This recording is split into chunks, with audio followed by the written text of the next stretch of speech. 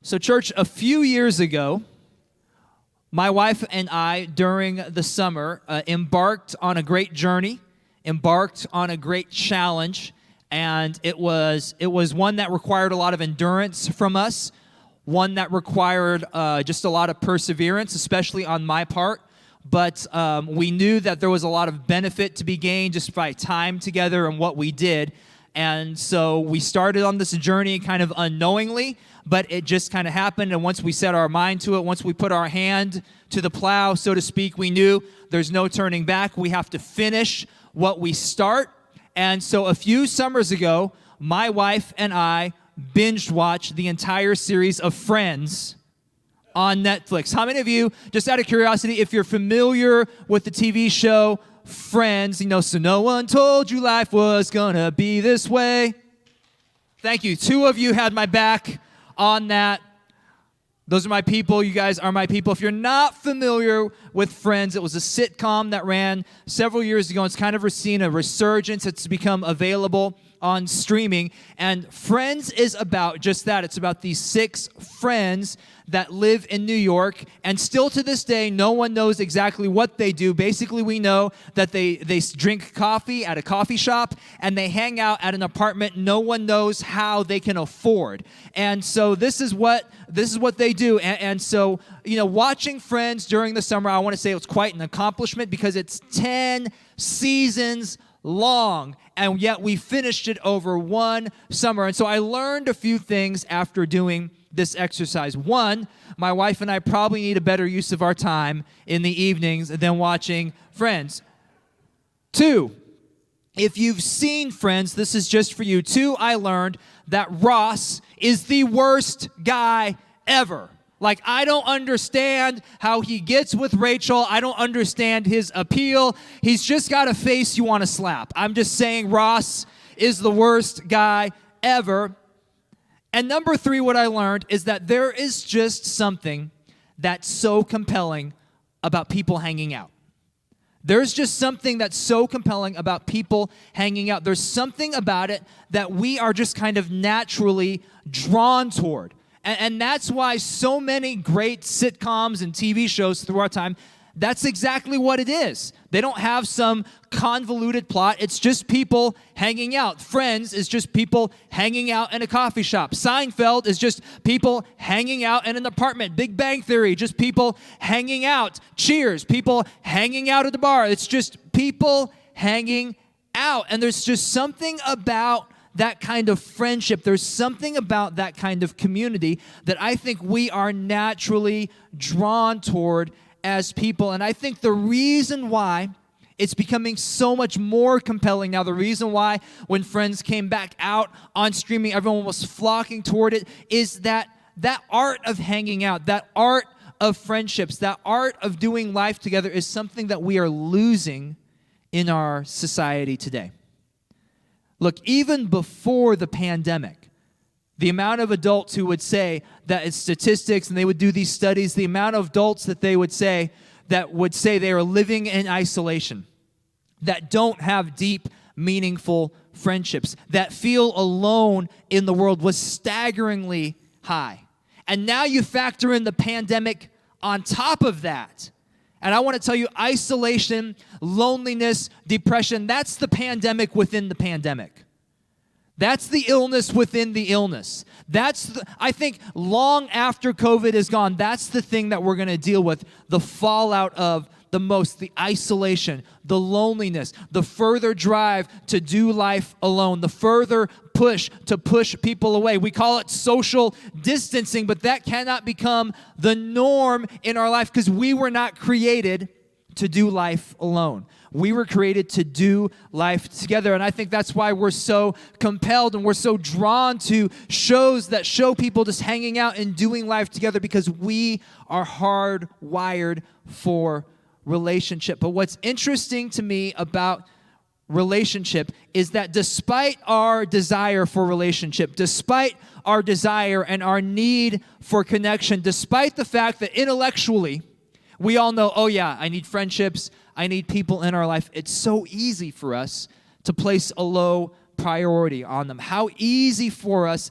is it to make excuses about putting off that get-together, about postponing that coffee, about rescheduling that lunch date, about putting off that phone call that you felt like you were supposed to make with that person. You've wanted to get together with that couple for lunch or for a dinner, but you just keep putting it off and you keep putting it off. It's so easy for us to put off relationships in our life. And I think because even without knowing it, we can make deadly assumptions when it comes to relationships that hinder us from taking steps toward relationship in our life, that stop us from taking steps into community. There's some things that we just kind of, we don't maybe verbalize it, but maybe deep down we kind of think these things and we assume these things about relationships. I want to give you two deadly assumptions about relationships. One of them is that we assume we're able to do it on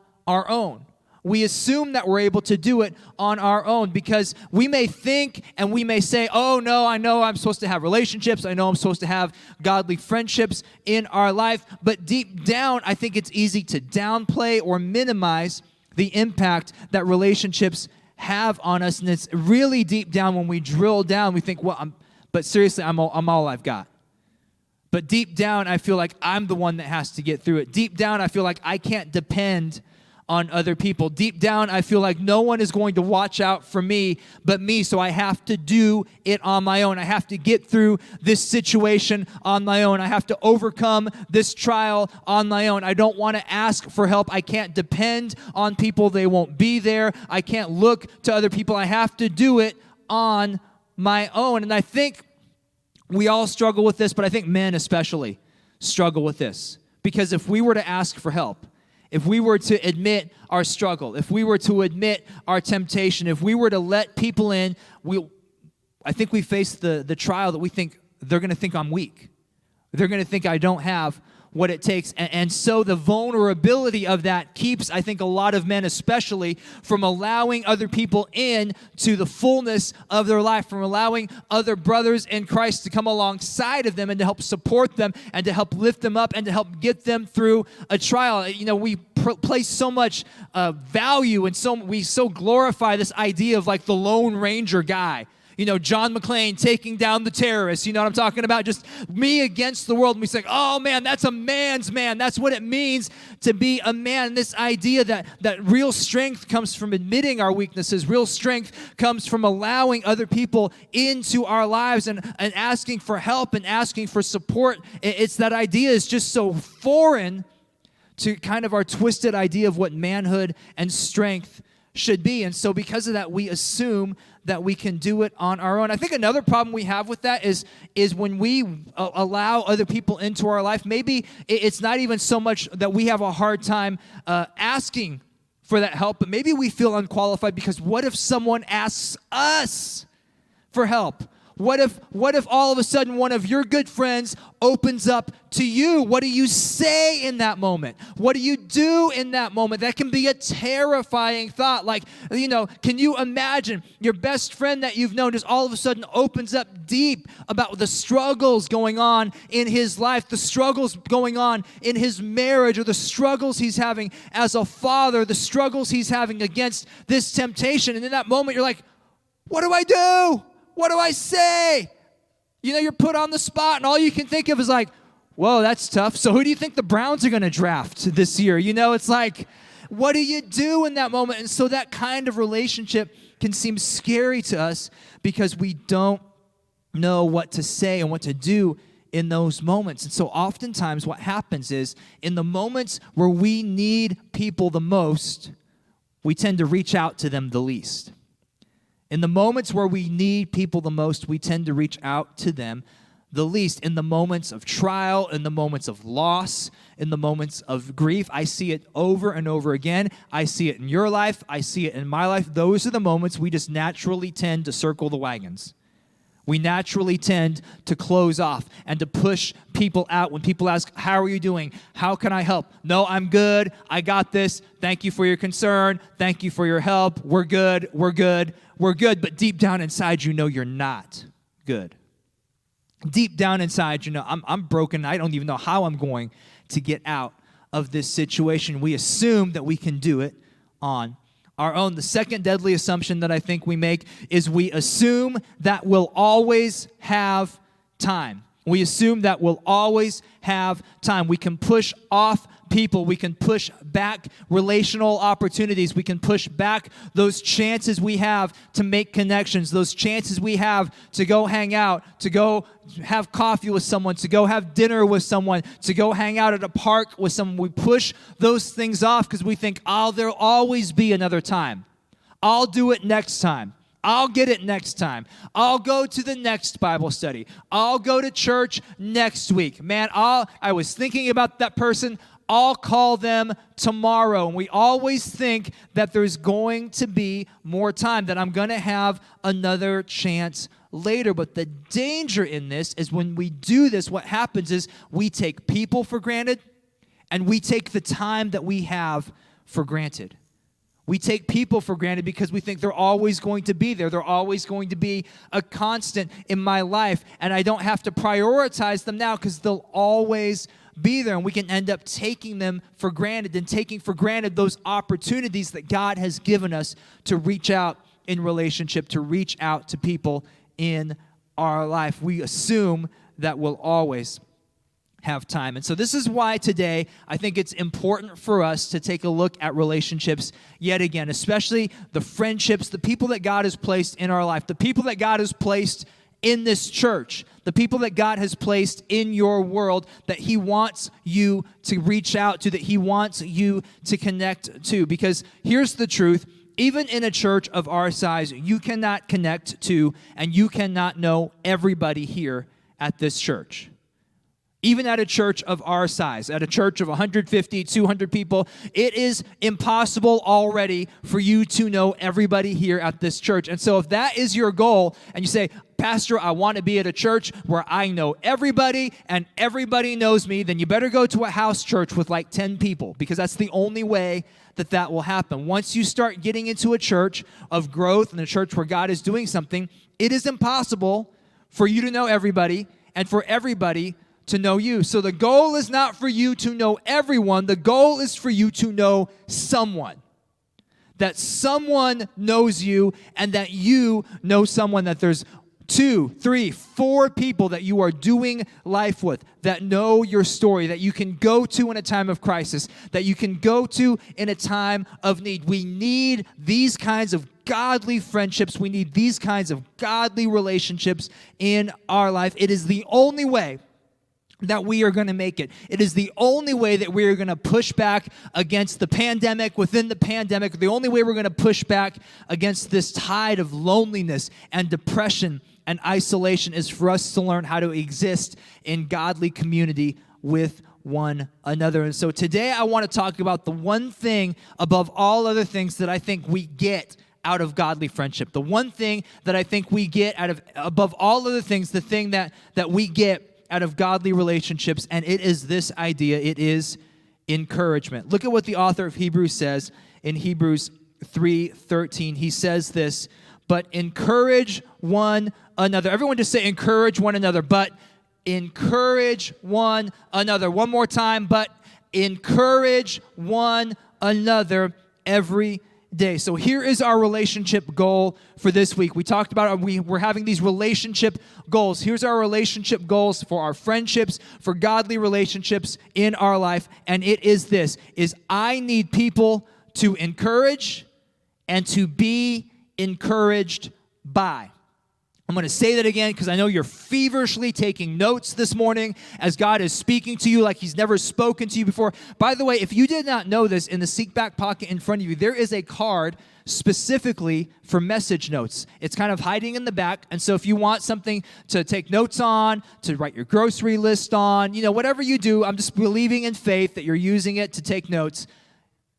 You can grab that card. I need people to encourage and to be encouraged by. That is our relationship goal for this week. So I remember when I was working at my previous church, one of the worship leaders at the church, who was also our youth pastor, came into my office and told me this story, that he's sitting in his office one day And then one of the band members stops by the office and comes in and sits down in his office. And after they exchange, the hellos and all of that, the band member lets out one of those sighs. When you know the sigh. and the youth pastor and worship leader's like, hey, what's going on? And the band member looks at him and says, you ever just feel like you're failing as a parent? And the worship leader, who is a father of 3 boys, says, oh yeah, all the time, every day. And then the band member looks at him and says, no, because it's like we're pastors and, our life is perfect and our children are all angels and like we never have problems. It's like we go out and it's like it's raining right now, but my car is sunny because I'm a man of God. It's like people just assume that's like the way our life is. It is not, by the way. It's normal lives. And so, the band member looks at him and says, no, like seriously, like you ever feel like you're just really messing them up, like you don't have what it takes? And he's like, oh yeah, all the time, every day. And then they exchange war stories about, their kids, and they exchange, like how they failed as fathers and times they wish that they could have back. And you know what? After that band member left talking with the youth pastor and talking with the worship leader, what happened? He left encouraged by the time that he spent with him. He left encouraged and he left built up by that. And after that, he left encouraged. And look, here's the deal. We cannot encourage ourselves. Not all the time. I mean, you can talk yourself up a little bit. You can motivate. Come on, you can do. You look at yourself, give yourself one of these, like, come on, I got this, I can do. You can give yourself one of those every once in a while, but we cannot constantly and consistently encourage ourselves, especially when things get really tough. Do you know why? Because if we could, you would already do it. If we could, you would never feel down. You would never be discouraged. You'd be going through a hard time and you'd give yourself the greatest pep talk ever and you'd be back at it, head held high, charging the hill. If we could encourage ourselves like that, we wouldn't need other people. We just do it ourselves. But the fact that we can't do that shows us that we need other people. It's like athletes. Even the most talented athletes in the world, the best shooters, Steph Curry, Tiger Woods, any athlete, Michael Jordan, any athlete you want to put down, no matter how much talent they have to do whatever it is they set out to do, they still rely on coaches and trainers and specialists to look at their game and to say, hey, you need to tweak this. Hey, you're doing this, and it would work a little better if you did this. And these are the most talented athletes in the world. Why do they do that? Because the coach and the trainer can see something in the athlete that the athlete cannot see themselves. I'm going to say that again. The coach and the trainer see something in the athlete that the athlete cannot see in themselves. And the truth is, when you're going through a hard time, when you're going through discouragement, you can't do it yourself. You need someone that can speak something into your life, that can see something that you can't. Look, godly friends speak encouragement into our lives because they see the things that we can't. The godly friends that you have in your life, godly relationships, they can speak encouragement and truth and life and hope into you because they're not in your situation. And that's a good thing. Because if they were all clouded up with the emotions that you're feeling and the fear and the panic, man, they'd be freaking out too. And that's no good to you. You need someone that's not in the situation to speak truth and to see the things that you can't see because you're in an emotional fog. You're freaking out.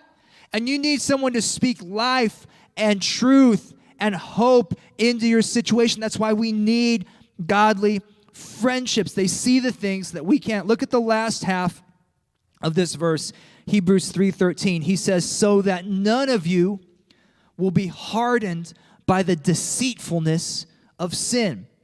What's the scary thing about the deceitfulness of sin? Look, sin by its very nature is deceitful. Sin by its very nature is full of deception. That's why you go all the way back to the beginning of the book, all the way back to Genesis. And what the serpent comes up, hey, did God really say that you can't eat that fruit? Did God really say that if you do this, you'll die? Don't you think that God's holding back on you? Don't you think God's trying to hide something from you? What was he doing? He was deceiving Adam and Eve in that moment. Sin is deceitful. You know what the scary thing about deception is? It's deceiving. That's profound. That's why you come to church today, to hear nuggets like that. The scary thing about deception is it's deceiving. You don't know what's happening. Why? Because you're being deceived. And you need people that are outside of your situation to look into your life and say, hey, that's not the truth. What you're feeling right now, that's not of God. What you're feeling right now, that's not what God wants for you. I was talking to someone a few weeks ago, and they were saying, I feel like I'm supposed to take this step in my faith, but I feel like I need to wait a little bit until I get some other things straightened out in my life. And I said, you know what? I don't know that God ever tells us to wait to take a step toward Him. I don't know if there's a voice inside of me that says I need to wait to take a step towards God. I don't think that voice comes from God.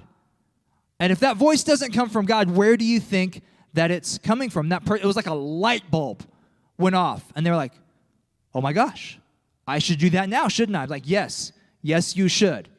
And they ended up taking that step of faith. Why? Because I was outside of the situation. I was able to see in to their life and to speak life and to speak hope and to speak truth into your life. Look, when you're down, when you're freaking out, you don't see the whole picture. You miss where God is working. You miss what God has already done. You lose sight of His goodness. You lose sight of His promises. And that's why you need people to speak and remind you of who God is, what God can do, what God has done. He's been faithful before. He'll be faithful again. He's pulled you through it before. He'll pull you through it again. He's done it before. He's going to do it again. We need to be reminded, and that's what godly friends can do for us. But encouragement is more than words. And oftentimes, I think when we think of encouragement, we just think of words. We think, okay, great, I've got to be like that cheerleader type. And that's just not my personality. I'm not the like, rah-rah, you can do it. You're so awesome. Go you. Give me some pom-poms. I'm your biggest fan. I'm not that guy, Pastor. I'm not that person. I'm out on this. But I want to tell you, encouragement is not just your words. Encouragement is not just your words.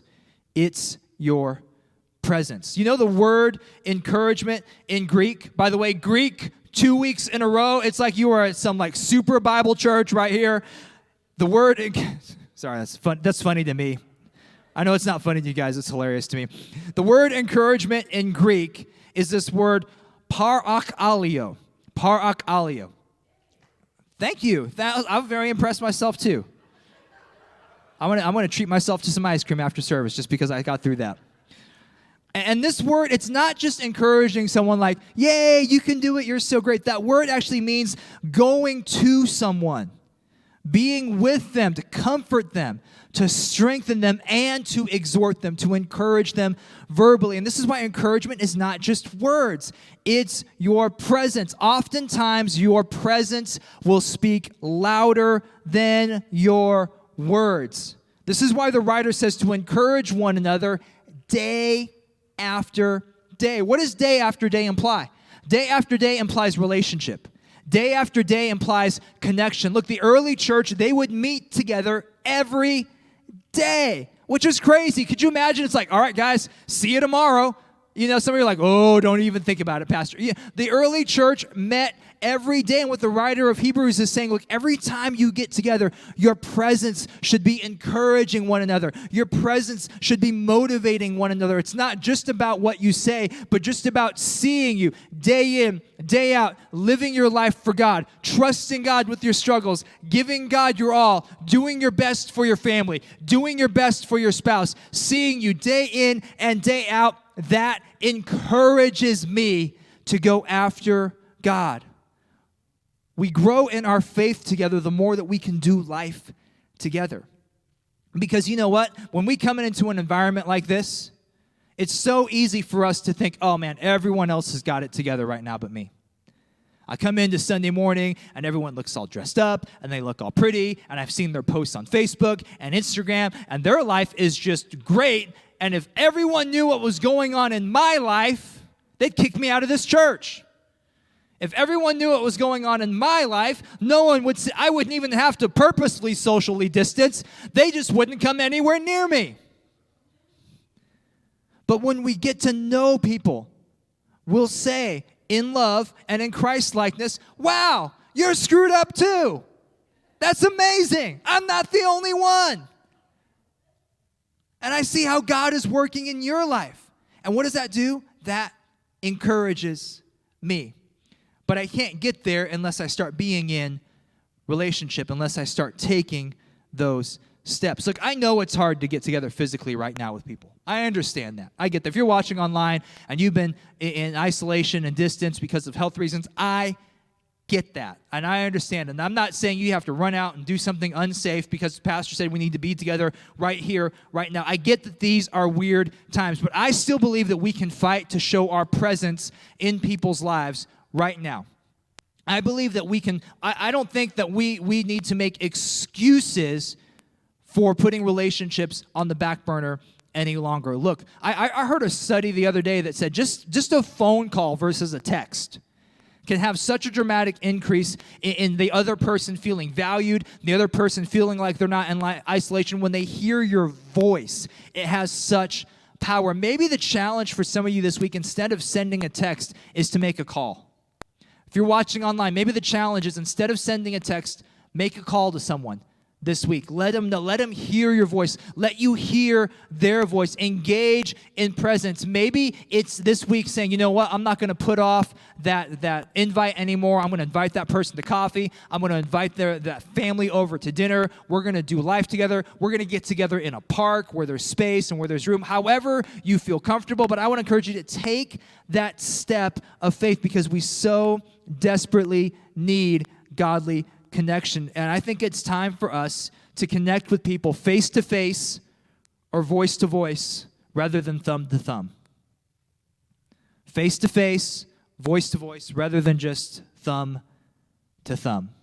That we can take that step because in moments of trial, in moments of tragedy, in moments of hurt, once again, your presence is what matters. It's not about what you say.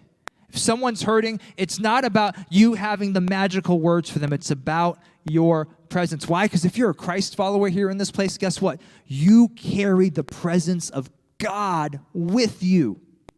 And when you show up in a situation, it's not just you showing up. It is God Almighty through you showing up in someone's life. And when they say, God, where were you in that moment? Where were you when they died? Where were you when that happened? Where were you when I got that news? God can look and say, I was right there when your friend showed up at the door, when your friend gave you the call. That wasn't them calling. That was me calling. That wasn't them knocking on the door with cookies. That was me bringing you some cookies because I love you. That's what God wants for us. Can we give him some praise here in this place?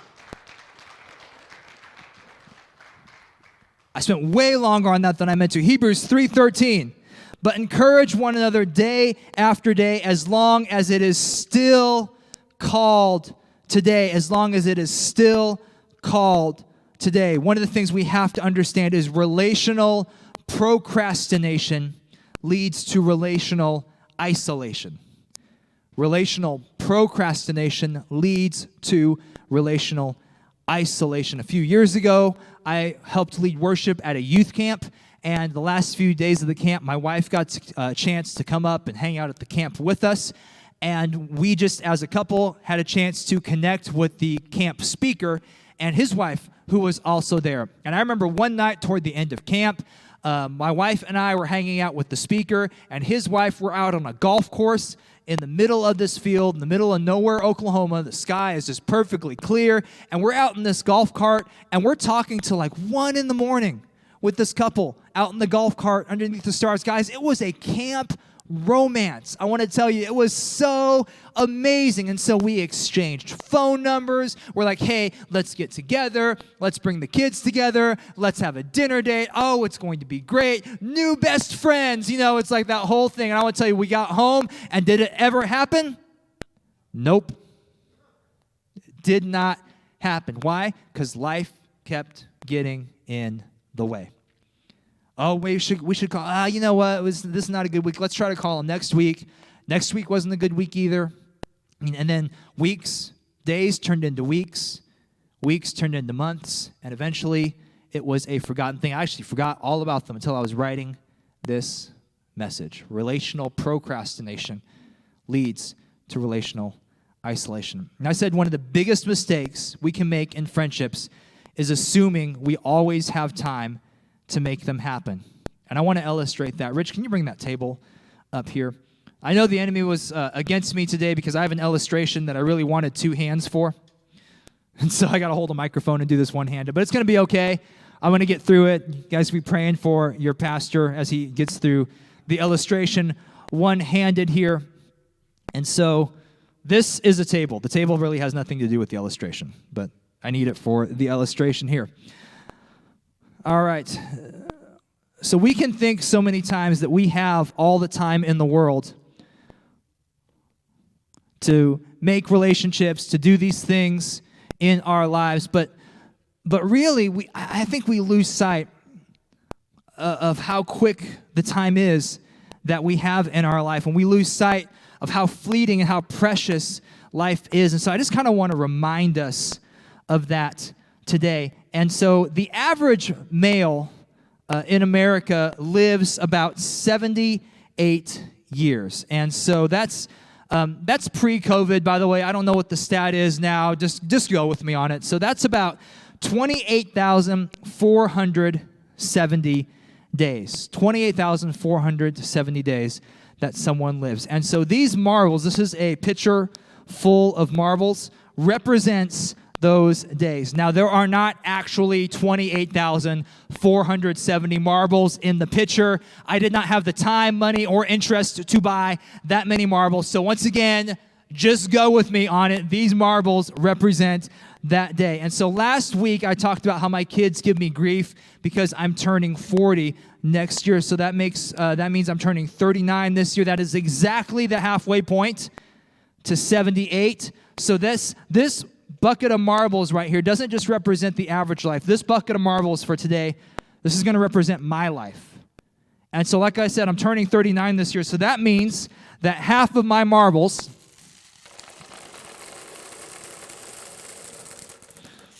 are already gone. Wow, that is depressing.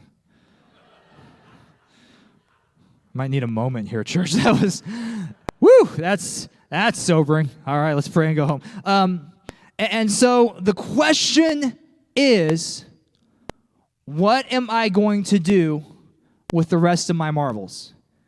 What am I going to do with the rest of my todays? Remember, he said, while it's still called today.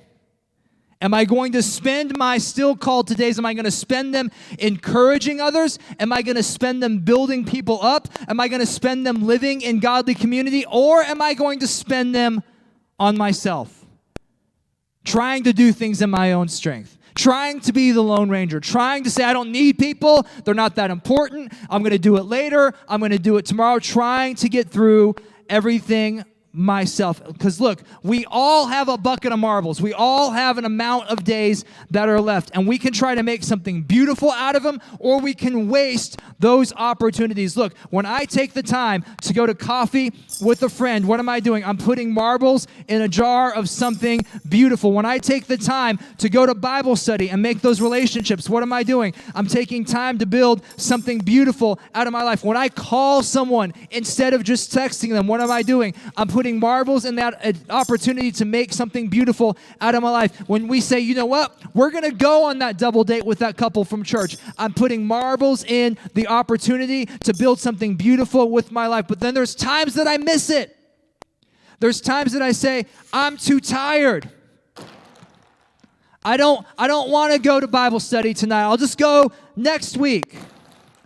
For me personally, when we left Tulsa, with everything that happened, there were friendships and there were opportunities and there were relationships that I wanted to get to know that person better. I wanted to develop that friendship more, but it never happened because I didn't prioritize it.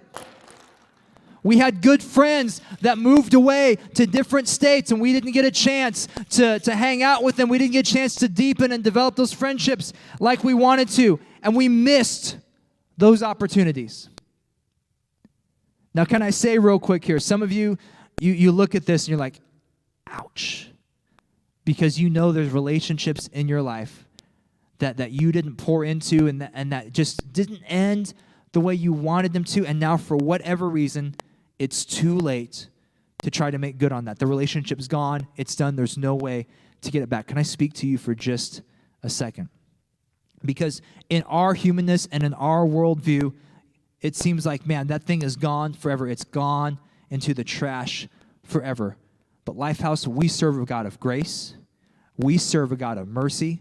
We serve a God of redemption. We serve a God that takes the broken and turns it into something beautiful. And so while to you the opportunities may seem gone forever, while to you the pain seems like there's no solution, there's no resolution to it, it's just gone into the trash, I want to encourage you this morning to let you know that in the hands of our God, this is not a trash can, this is a recycling bin.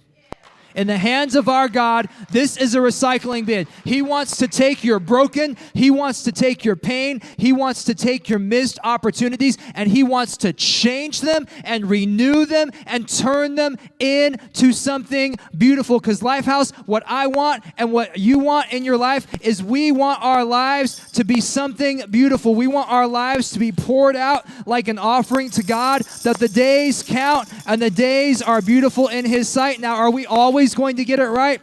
No, there's going to be times that we miss it. There's going to be times that we miss those opportunities. There's going to be times that we act selfishly, but this is not the norm. And when we do that, we trust God to be the recycler. We trust God to take our brokenness and to say, God, I'm not going to hang out there. I'm going to pour out my life in offering to you so that when we get to our last day, we can look at our life and we can say, you know, I didn't always get it right. I had some opportunities that I missed. I wasn't perfect. That's not what God's asking of you. But I can look and I say, God, I poured out my life to encourage and to be an encouragement. I poured out my life for others.